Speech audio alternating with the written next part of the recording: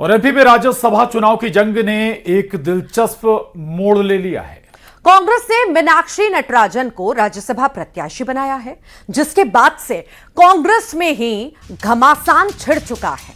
BJP अपना तीसरा प्रत्याशी भी मैदान में उतार सकती है। इसको लेकर कैबिनेट मंत्री कैलाश विजयवर्गीय ने इशारों में संकेत भी दे दिए। विजयवर्गीय के इस बयान के बाद राजनीतिक गलियारों में जोड़ तोड़ की चर्चाएं भी अब तेज होने लग गई हैं। हालांकि बीजेपी प्रदेश अध्यक्ष हेमंत खंडेलवाल ने इससे इनकार कर दिया है। देखिए, बीजेपी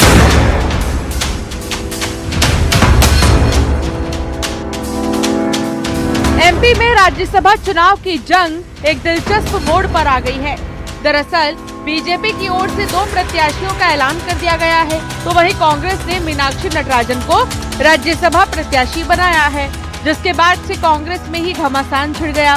कांग्रेस नेता नरेश ज्ञानचंदानी ने मीनाक्षी नटराजन को प्रत्याशी बनाए जाने पर सवाल उठाए हैं।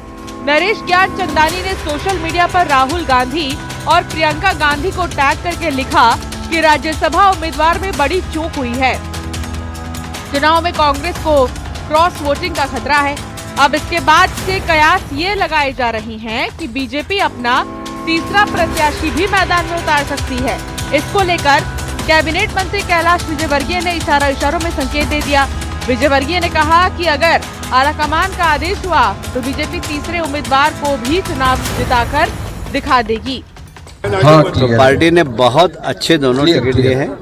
मैं हमारे शीर्ष नेतृत्व को इस बात के लिए धन्यवाद देता हूं और मुझे उम्मीद है कि दोनों तो जीतेंगे ही। अगर पार्टी कोई तीसरा उम्मीदवार दे तो तीसरे को भी जिताने की कोशिश करेंगे।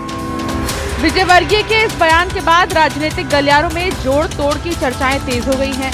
उधर कांग्रेस नेता पीसी शर्मा का कहना है दिग्विजय सिंह पहले ही चुनाव लड़ने से मना कर चुके थे। ऐसे में आलाकमान ने सांसद रही गांधीवादी नेता को मैदान में उतारा है। सभी नेता और विधायक एकजुट हैं। जब बीजेपी ने तीसरा प्रत्याशी मैदान में ही नहीं उतारा है तो बाड़ेबंदी जैसी कोई बात नहीं है। उधर बीजेपी ने कांग्रेस पर बड़ा हमला बोला है। दिग्विजय सिंह जी का जहाँ तक सवाल है, उन्होंने पहले ही कह दिया था कि मैं राज्यसभा में नहीं जाना चाहता, और उसके बाद AICC और PCC ने मिलके ये डिसीजन लिया है। मीनाक्षी नटराजन जो पूर्व सांसद हैं और कांग्रेस की वरिष्ठ गांधीवादी नेता हैं, कांग्रेस के विधायक सब एकजुट हैं और बीजेपी ने भी कोई कैंडिडेट खड़ा नहीं किया, तो मैं समझता हूँ सब चुनाव तीनों ही निर्विरोध होने की संभावना है। यहाँ जनता जनार्दन के लिए नहीं आए हैं, ये सब सिर्फ अपनी कुर्सी और सत्ता पाने के लिए यहाँ पर उपस्थित हुए हैं और इसलिए एक दूसरे को धक्का देके उस कुर्सी पर बैठने की इनकी जो कोशिश है वो हमेशा नाकाम रहती है।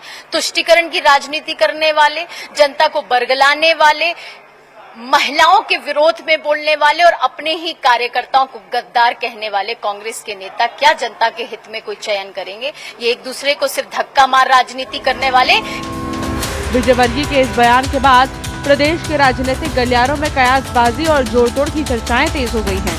हालांकि बीजेपी प्रदेश अध्यक्ष हेमंत खंडेलवाल ने इससे इनकार कर दिया है। खंडेलवाल का कहना है कि बीजेपी फिलहाल 2 सीटों पर ही चुनाव लड़ रही है और पार्टी ने उसी हिसाब से अपने उम्मीदवार मैदान में उतारे हैं। भारतीय जनता पार्टी ने 2 ही सीट पे अभी चुनाव का हमारा उम्मीदवार तय हुआ, 2 के ही हम चुनाव। फिलहाल एमपी में राज्यसभा चुनाव के लिए कांग्रेस और बीजेपी दोनों की तैयारी पूरी है, लेकिन कांग्रेस में अंदर खाने एक बार फिर से गुटबाजी दिख रही है। Bureau report, news 18।